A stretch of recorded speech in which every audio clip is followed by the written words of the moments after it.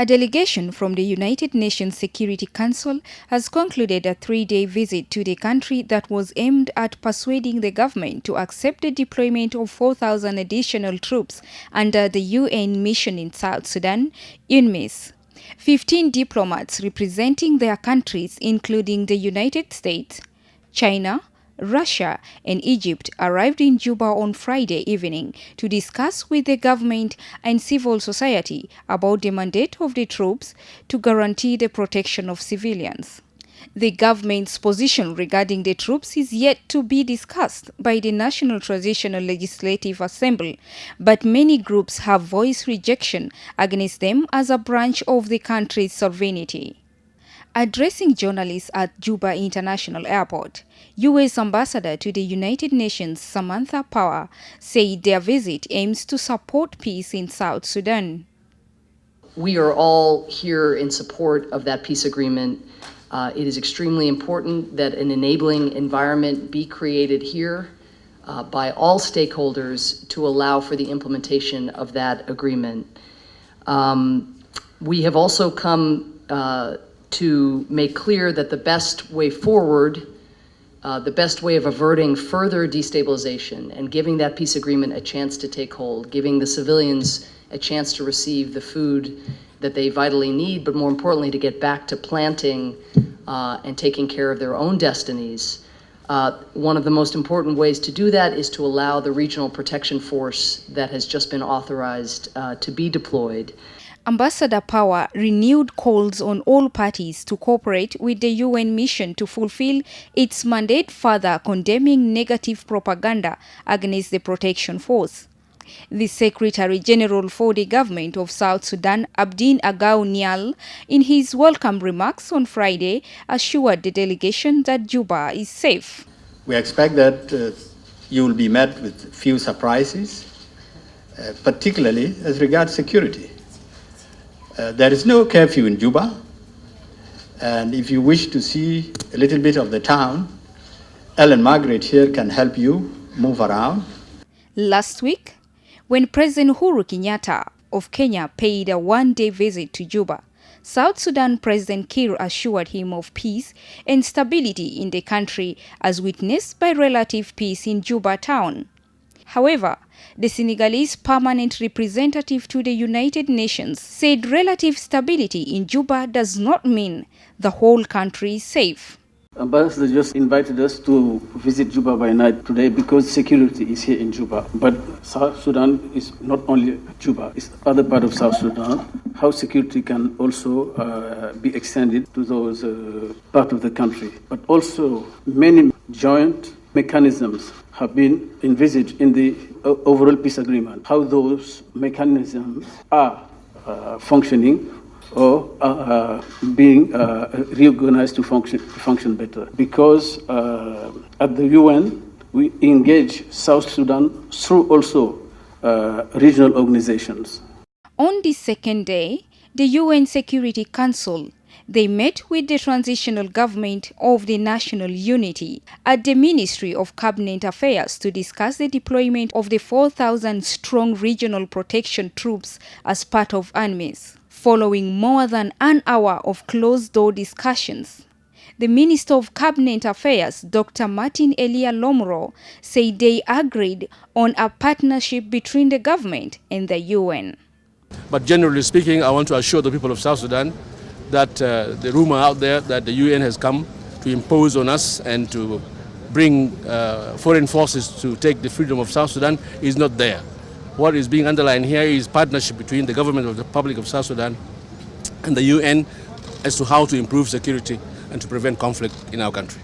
U.S. Ambassador to UN Samantha Power said the meeting helped in clarifying the myth and beliefs surrounding the nature and mandate of the troops. I hope that the minister's view, as he's just articulated, is shared by every other minister in the room, that there is now an understanding that when we talk about sending 4,000 peacekeepers to South Sudan on top of the force that is here, it is with one constituency in mind, and that is the people of South Sudan. It is with an eye to protecting them. it is with an eye to ensuring that they get the humanitarian assistance they need. Some are facing famine-like conditions, and we got a chance to talk through in very pragmatic terms what some of its functions will be. And I hope that we have bridged some of the divides that have existed up to this point. The delegation headed to the protection of civilians site at UN House, where thousands of civilians have sought safety. It should be very important because now those workers of those UN security, they are very few. You may find one person is living very far together with her. It is very difficult for her. Even one person can stay a whole night without somebody to come and replace her during the work time. If it brought more people, it should be very important for us even.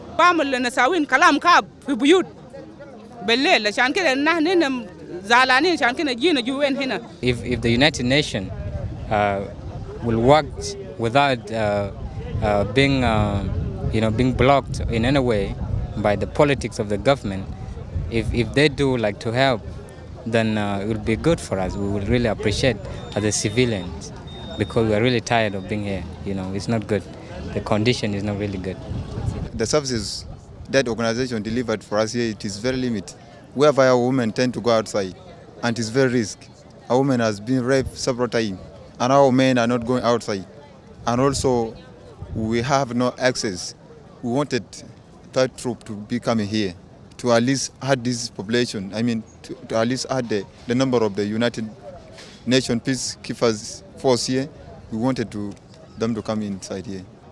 اسمي جكاج مات مروان أنا قاعدين في مخيمات هنا عندي يقارب ل4 سنة في مخيمات هنا مشاكل هنا يعني المستشفيات اللي قاعدين فيه زي ما زي الناس آلاف جسم قاعد يموت ودايم كل ما يوم أخواننا بيموتوا هنا برا. The UN ambassador to the UN says peace remains fundamental for South Sudanese. That the SPLM and the SPLM-IO come to an agreement so that the peace agreement, which they both signed, can be fully implemented. Been saying to us very clearly here in the camps is they want to go home. They don't want to stay here. Nobody would choose this life. And they've been saying to us very, very clearly that they want to go home, but they cannot go home until they are secure. They cannot go home as long as women are being raped in the streets. They cannot go home until they are convinced that the government will not attack them, that security forces will not attack them, and they need that reassurance. And that's why full implementation of the peace agreement is so important.